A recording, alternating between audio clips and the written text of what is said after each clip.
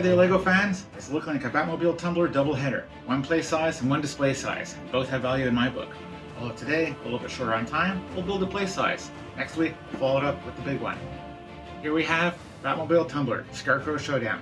Kit number 76239 at 422 pieces. And this looks like it's going to be fun to play with. And that's what I'm looking forward to for sure. So, let's get this box opened up, see what we got inside, get this build underway, so I can start playing with this tumbler.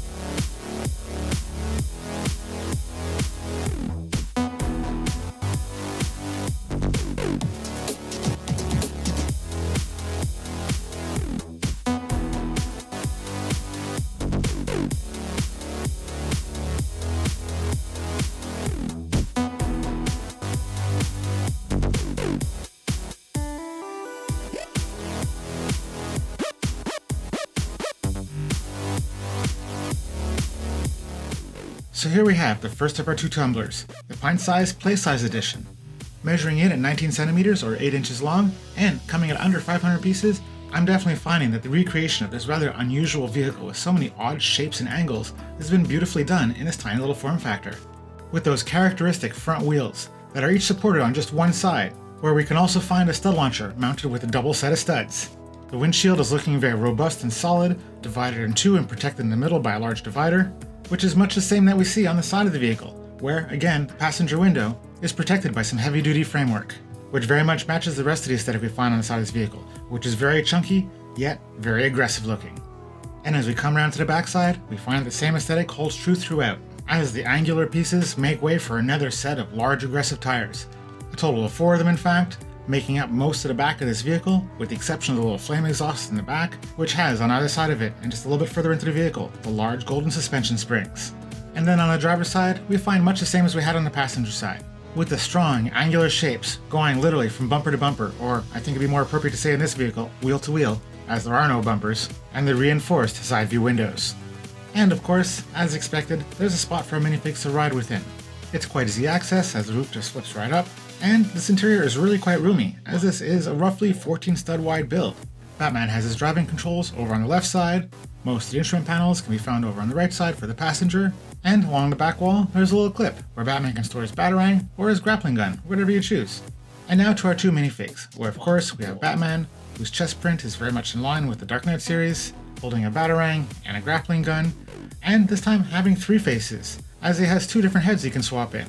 One of them being skin tone, having 2 different expressions on either side, and the other one being very dark and aggressive.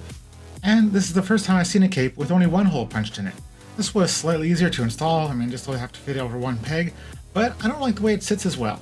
This one just kind of flows backwards, whereas the one you have over 2 holes does this little fold and drapes over the back a little more in a way that I find a little more pleasing. So I find it a little unfortunate that this is the route they've taken. And then we come to Scarecrow, who's dressed up in a suit and his burlap sack as a mask, which is tied around his neck with a rope, and has his mouth all stitched up for that creepy look. And then he's got his weapon, which is loaded up with that noxious gas, which he uses to bring his scary look to life, striking true terror into the hearts of his victims. And that pretty much covers this mini tumbler. A set which I'm finding to be a little bit better for display than I thought, and unfortunately, a little bit worse for play than I thought.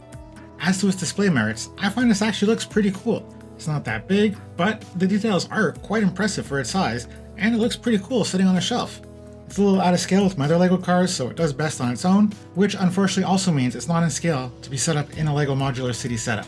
So it is definitely good that I find the merits of its display value hold its weight on its own. Because, as a playset, as I just mentioned, I also find this one falling a little bit short. As this is a 14 stud wide build, if you want to grab it single-handed and run around the table, it does take an adult-sized set of hands. And with my adult-sized hands, I find that it's not that easy to grip. I have found one spot on either side where I can grab it with my thumb and index finger, but if I try and grab it anywhere else, with the angular shapes and the cool design, I find that it's pretty easy to knock pieces off as you play with it. Additionally, these front wheels, being mounted on only one side, aren't really the best for play either. If you attach all the pieces snugly together, the wheels actually don't spin very well because they rub on the side of the support mechanism. And if you back it out a little bit so they spin freely, as you're going through those turns, it's not improbable that one of the wheels will just pop off. And for the final note on play, with the tires being so numerous and so wide with such high traction, it doesn't turn very well. So while it is definitely possible to play with it, I definitely find it has some significant drawbacks. So I would not recommend this kit as a playset. Now if you find yourself not really wanting to play with this, and it's not really meeting your display needs, it does actually have a few parts of interest.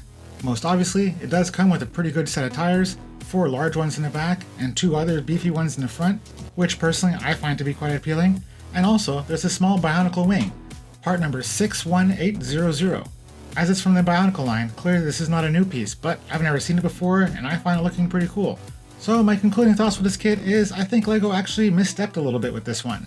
Looking at this little tumbler, my first thought is this is best suited for a junior LEGO fan, someone who really wants to play with it. But unfortunately, I find its play value to be lacking a little bit. But it does make up for that a little bit with its display value and having some decent parts for reuse.